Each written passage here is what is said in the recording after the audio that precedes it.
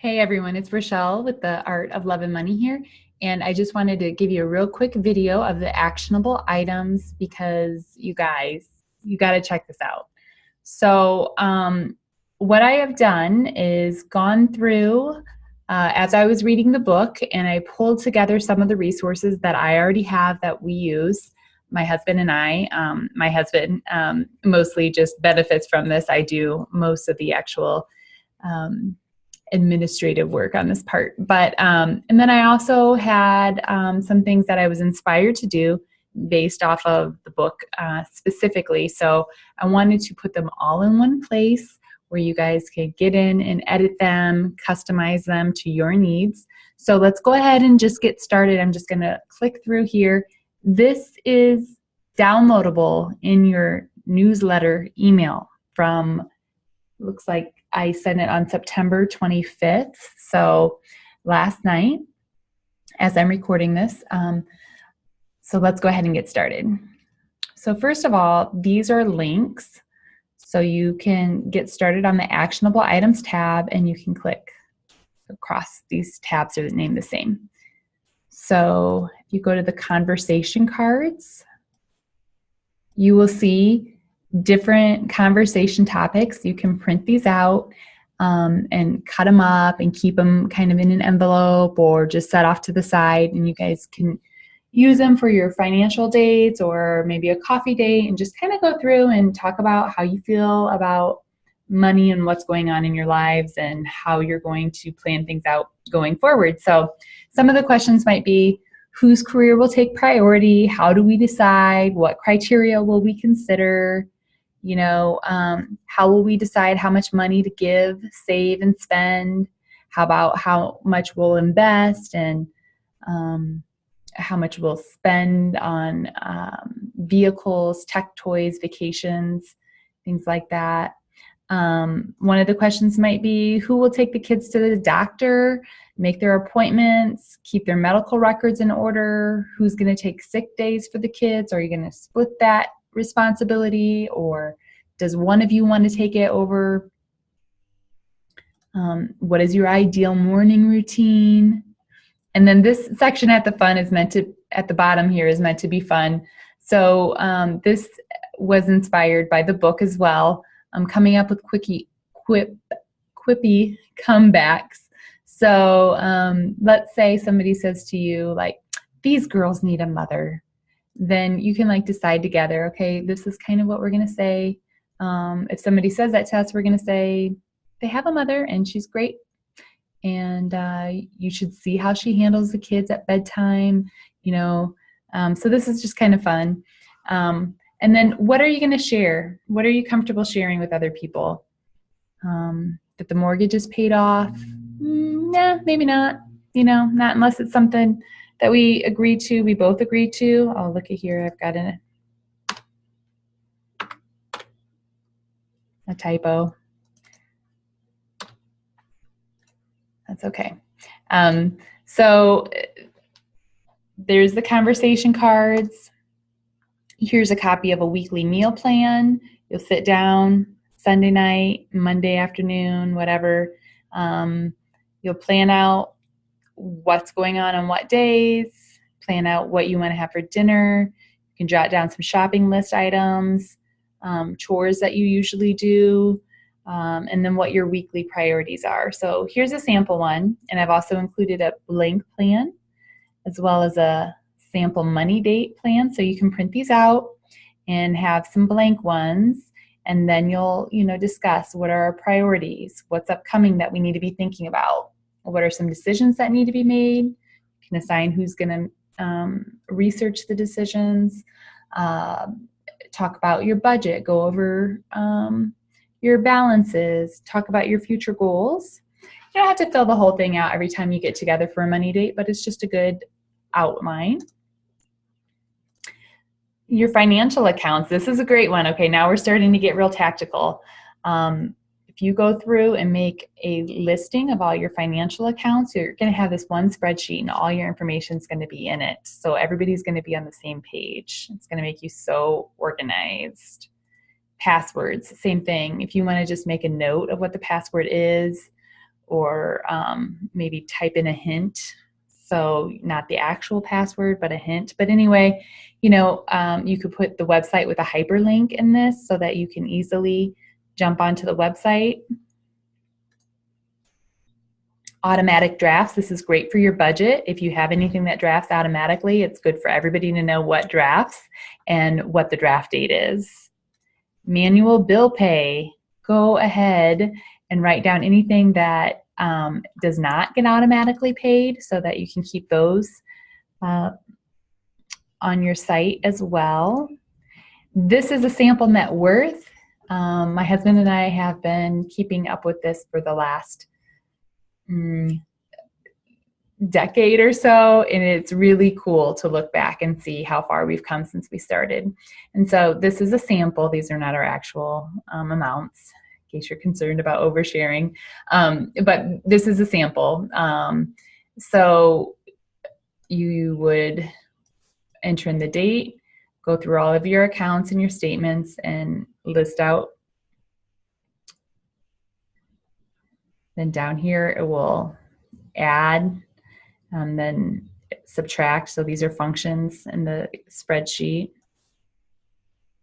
This is a blank one, so you can keep the sample so you can refer back to it.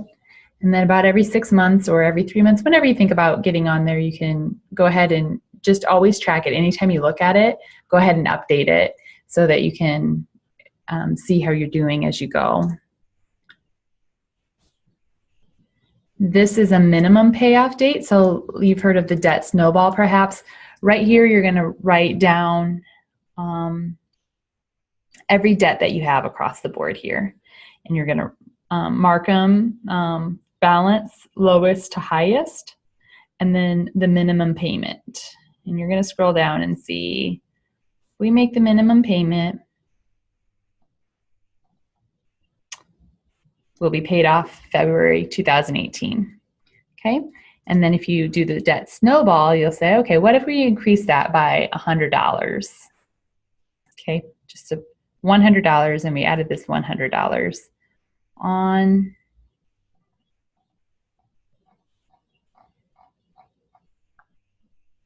You're going to see that by February of 2018, you'll have this in the bank instead, because you're actually going to go to $0.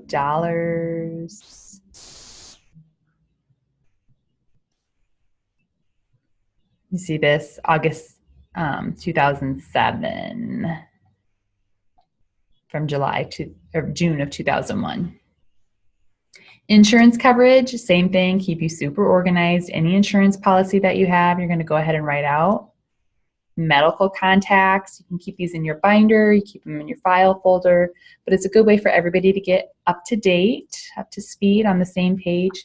Christmas gifts, so you write out everybody that you're buying for. I like to break it down by family, so partner 1 families, partner 2's family, then our kids. We say, okay, each kid, we spend $150 and we buy them each 5 gifts. So whatever it is for you. I like to try to keep that even if it means one person gets a pair of socks because their other gifts were really expensive. I like to have the same number under the tree for my kids. Birthdays, same thing. I just started this one this year, and I think it's awesome because if you see here, there's today's date. If you put in the person's birthday, including the year, and you type in the month here, you'll see, okay, this person is turning 70, which was cool because we were able to throw my mom a 70th birthday party because we could easily see it was her 70th birthday.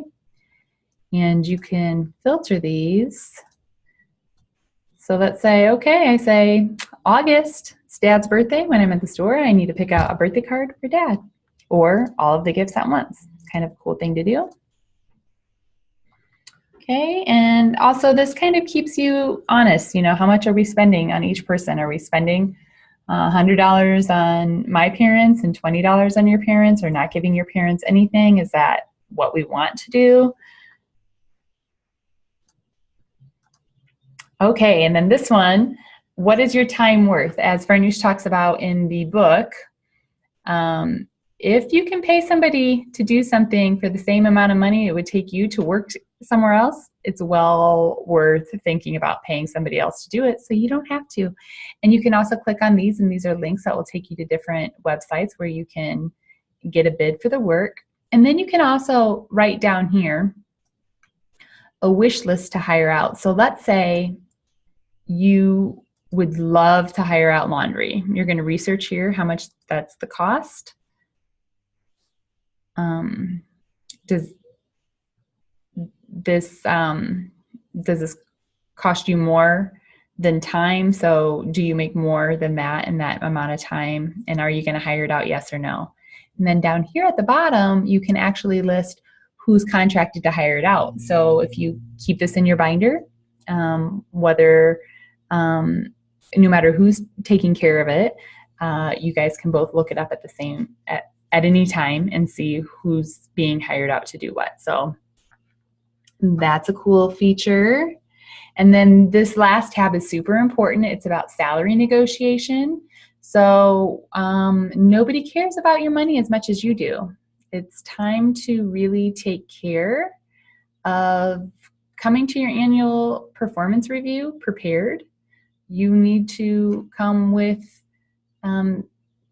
data for how much this industry is paying. You need to come with a list of praises. Let me caution, do not go and ask for a raise if you're not doing a good job. Not a good idea. You first want to make sure you're doing a great job, you're killing it, and then you want to make sure that you're in line for what you're asking for, and list the activities and the tasks that you are doing that are beyond your regular job scope, and present it to your boss in such a way that they can see what value you're bringing and how much you are helping.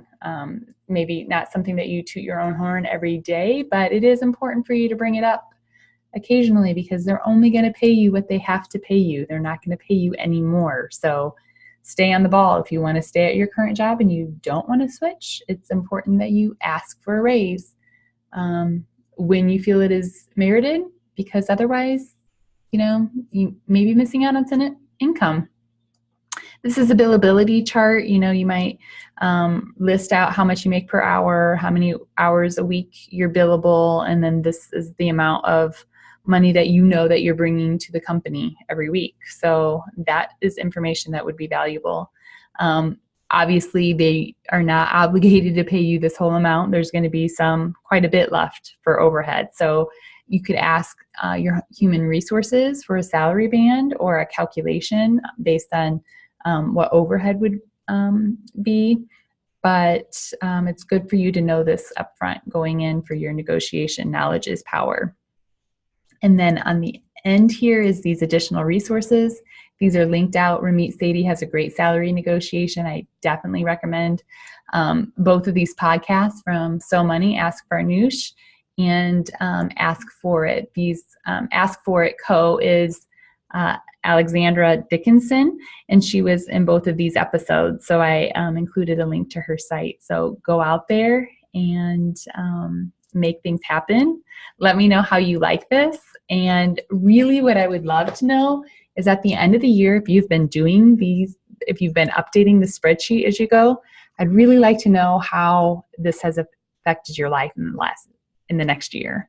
So go ahead and get back to me now with what you think, and then get back to me later. And, every time you open it, if you're thinking like, man, I feel like I'm on top of the world because of this, or, I wish this function was included, or I updated mine to do this. Maybe you could, add that in. Let me know. I want to know how you guys like it. All right. Talk to you later. Bye.